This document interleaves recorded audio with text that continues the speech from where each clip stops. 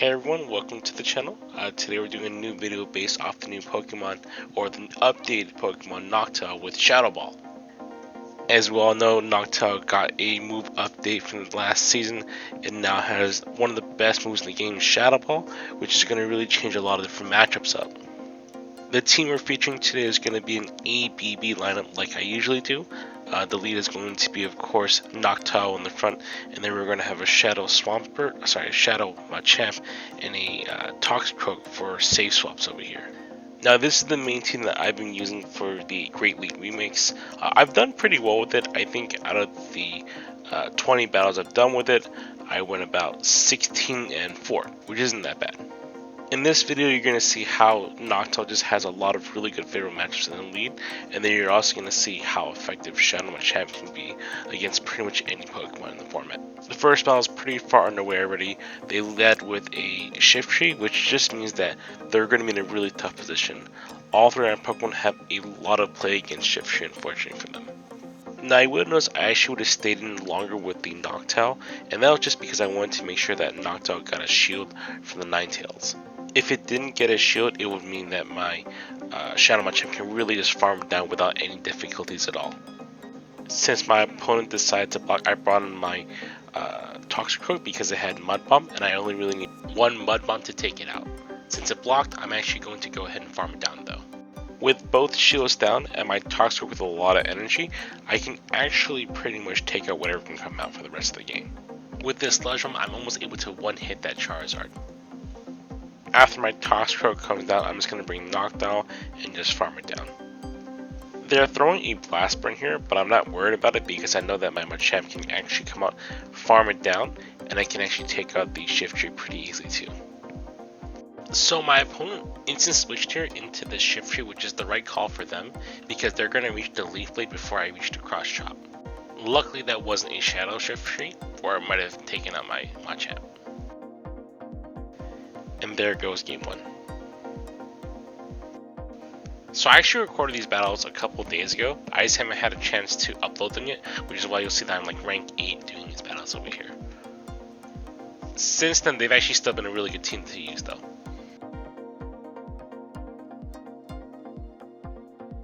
In game 2, I get an extremely favorable matchup with Toxicroak in the lead.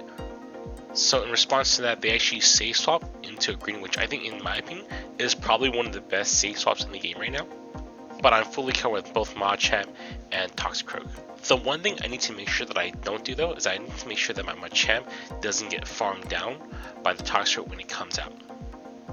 Because I need to let one Body Slam go, and I can farm it down from here. If I had thrown my energy, I would come out Energy Dry against the Toxicroak, meaning that it can actually take its time to really farm me down, and on top of that I wouldn't be able to put any real pressure on it. Because I took that Body Slam, it can't spend a lot of time to farm my Machamp, but on top of that, I have just enough pressure with both the Rockslide and the Cross Chop to make it really feel like it needs to block. Right now I'm weighing the timer out a little bit because I know that our switch clocks are not fully in sync. When he brings up the register, I know that I'm throwing a Shadow Ball just to get a little extra chip damage in here, so it doesn't throw too many moves against my Toxicroak.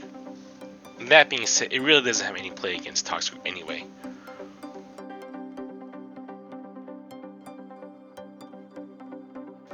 In game 3, I see a Ferrothorn, which I don't really want to see that much just because it might have Thunder, but the fact that it switched out really told me that it's not going to do that to me.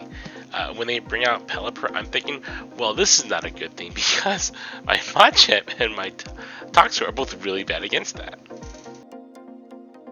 I really need to handle the situation with care, so I'm basically going to do as much damage as possible to it and hope that he doesn't Hurricane me.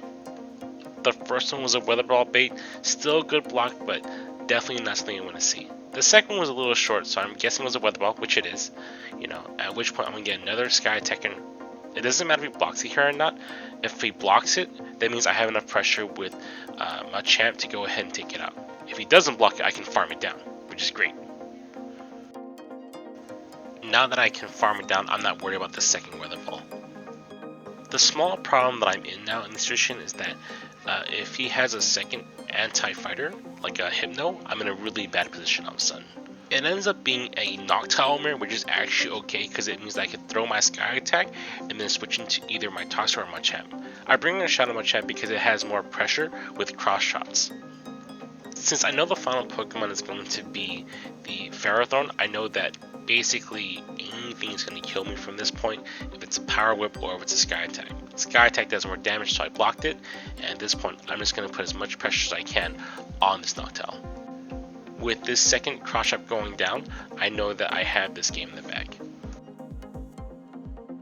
For the Ferrothorn to take out my Machamp, it has to throw a Mirror Shot before I throw a cross shot, means that it will be energy dry for Toxicroak to come in and go ahead and take it out.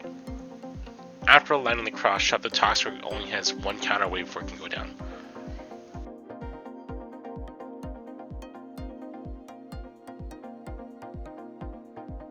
And there goes game 3.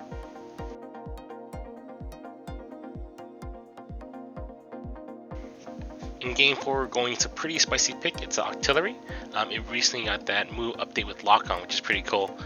I'm anticipating it to basically have things like Octazooka or the other tech Gunk Shot. Although the match is actually not terrible, I switched out because I want to make sure that I line up my Noctowl to against something that would probably beat either my Toxicroak or my Machamp. With a team like this, Machamp really plays a solid safe swap.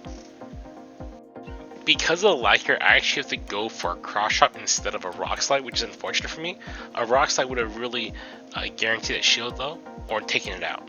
Either way, I'm still in an okay position. I can bring out my Noctowl and go and farm it down, and then utilize some of that energy for the Artillery or the Pokemon that might come out.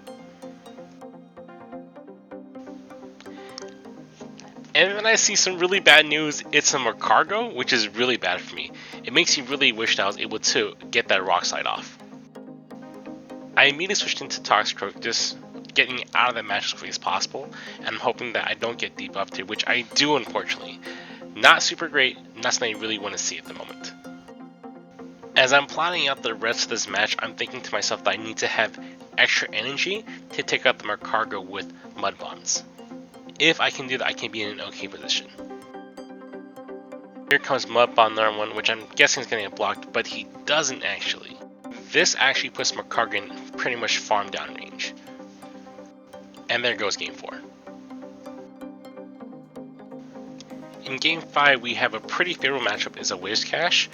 With Whiscash, the one thing I have to make sure I do, I have to make sure that I block the blizzards. If I get caught with a blizzard, I'm pretty much dead. They switch out into Green, which is once again one of the greatest safe swaps. I bring out my Machamp, and now I'm just going to do what I did earlier. I'm going to make sure that I farm it down and basically only block one Body Slam. With an energy loaded Machamp, I can pretty much pressure anything that will come out on the other side. Here we have a pretty telltale sign. We have the Whiscash coming back in, which would indicate to me that the Pokemon in the back on their side really doesn't have a lot of play against a fighting type. So I have a feeling that the Toxicroak is going to have a really good day back there. With a third cross up, I know my opponent's pretty much sweating here. He's either going to lose his shield or he's going to be in such a bad position that he will likely lose the game.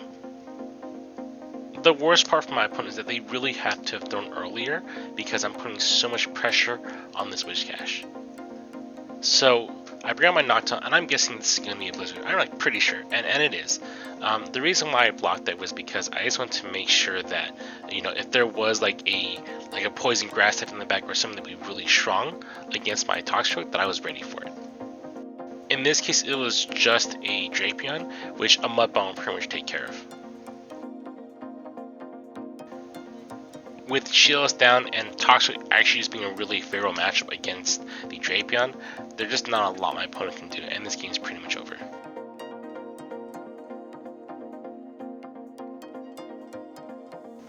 And there goes game 5. I played this team all day yesterday pretty much. It has a lot of really wonky matchups, but overall it's pretty good. If you go against Ghost stuff like Trevenant, you're going to have a great day.